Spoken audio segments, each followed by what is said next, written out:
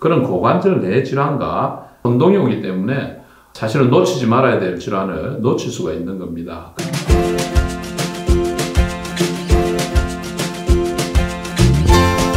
안녕하십니까. 임종인 정형외과TV의 임종인 원장입니다. 여러분 만나뵙게 돼서 반갑습니다. 오늘은 저맥낭염에 대해서 말씀을 드리겠습니다. 영어로는 bursitis라고 이야기를 합니다. 저맥낭이라는 것은 뼈의 돌출부나 근육과 근육 사이 혹은 인대와 뼈 사이 이 사이에서 마찰을 줄이기 위해서 존재하는 조직입니다. 일반적으로 풍선 모양으로 부풀어져 있지는 않습니다. 얇고 안에 이제 활액막이 조금 차 있는 그런 조직이 되겠는데, 이것이 외상이 있다든지 마찰이 있다든지 할 때 여기에서 염증이 생기면서 통증을 유발하는 질환이 저맥낭염이 되겠습니다.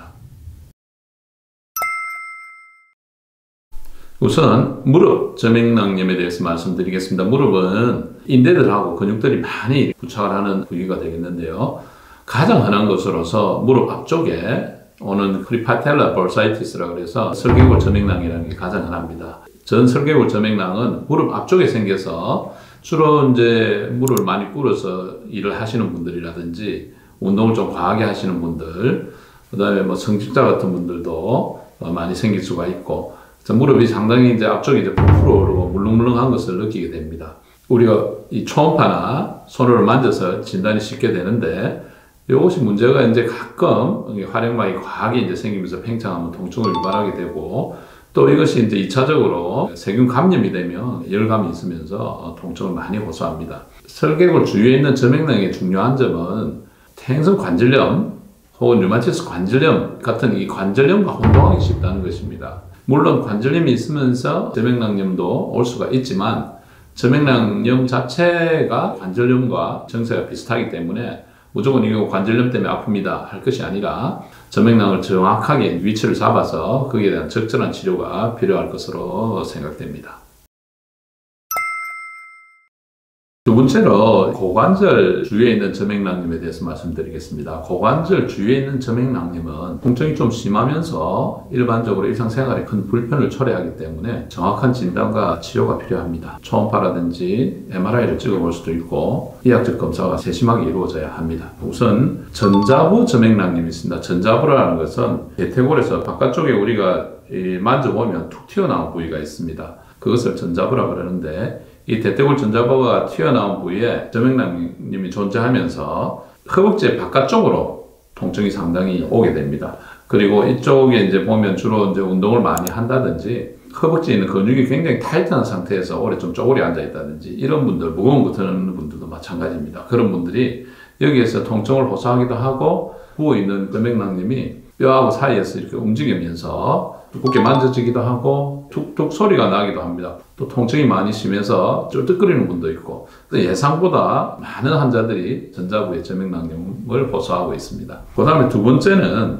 좌골 저맥낭염입니다. 좌골이라는 것은 우리가 맨바닥에 앉을 때 이 땅에 닿는 부위라 생각하시면 됩니다. 지금 제가 표시하는 이 부위인데, 이 부위에 이 뼈와 피부 사이에 저맥낭이 존재합니다. 주로 땅바닥에 딱딱한데 많이 앉아서 계시는 분들이 있습니다. 여러 가지 이제 이유로 해서 그런 분들이 좌골 쪽으로 통증을 호소하는데, 이 부위가 사실은 좌골 신경이 지나가기도 하고 척추 질환이 있는 분들도 디스크와 혼동이 잘 되기 때문에 다른 질환과 감별 진단하는 게 중요하다고 생각합니다. 그 다음에 세 번째로는 장요근 저맥낭염이 있습니다. 장요근이라는 것은 영어로 일리오소아스 장요근 근육이라고 부릅니다. 일리움이라는 것은 이게 장골, 이 골반의 장골에 붙어서 이렇게 쭉 내려온 이 근육을 이야기합니다.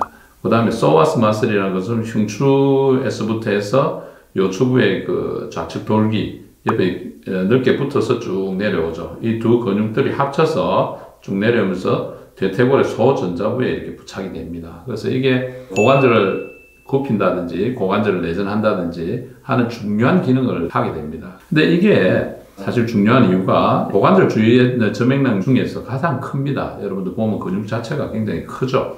이런 큰 근육들로 이루어져 있기 때문에 이 주행하는 중간에 저맥낭도 굉장히 큰 사이즈가 있고, 질환 자체가 다른 질환과 좀 혼동되는 수가 많이 있습니다. 관절염도 올 수 있고, 좀 무서운 병인데 무혈성 괴사증도 올 수가 있고, 흔하게 좀 염증이 오는 일과성 활액막염도 올 수 있고, 그런 고관절 내 질환과 혼동이 오기 때문에 사실은 놓치지 말아야 될 질환을 놓칠 수가 있는 겁니다. 그래서 필요하면 이 고관절은 MRI를 이용해서 꼭 확인할 필요가 있다.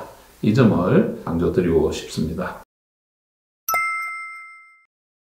세 번째로 흔한 것은 발목입니다. 발목 저맥낭염의 원인은 과도한 운동이 또 원인이 될 수 있고, 우리가 양반다리를 해서 맨바닥에 좀 많이 앉아 있는 분들, 신발이 좀 타이트하거나 하이를 좀 신게 되는 분들도 생길 수가 있습니다. 나이가 들면서 원인 없이 생기기도 합니다. 가장 흔한 것은 바깥쪽 복숭아뼈, 아킬레스 인대가 이렇게 부착되는 부위, 여기 부착되는 이 부위에 저맥낭염을 호소하는 분들이 많이 있습니다. 발목 저맥낭염도 발목 관절 자체에 좀 문제가 있는 그런 분들, 그 다음에 아킬레스 인대 자체에 문제가 있는 그런 분들하고 좀 사실은 각별해서 다른 질환을 치료하는 잘못을 범하지 않기 위해서 저맥낭염의 정확한 진단이 필요하다고 말씀드리겠습니다. 그 외에 어깨나 팔꿈치 쪽에도 저맥낭염이 발생할 수 있다는 걸 여러분들 간단하게 또 말씀드리겠습니다. 이 치료는 원인이 되는 곳을 제거하는 게 중요한데요. 운동이 좀 과하면 운동을 좀 조절하고, 자세로 인해서 올 수 있는 좌골 저맥낭염은 자극이 가지 않도록 한 자세를 꽤 오래 취하지 않는 거, 그런 게 중요하겠습니다. 그 외에 일반적인 약물치료, 물리치료, 체외 충격파라든지 도수 같은 거, 이런 게 도움이 될 수가 있습니다.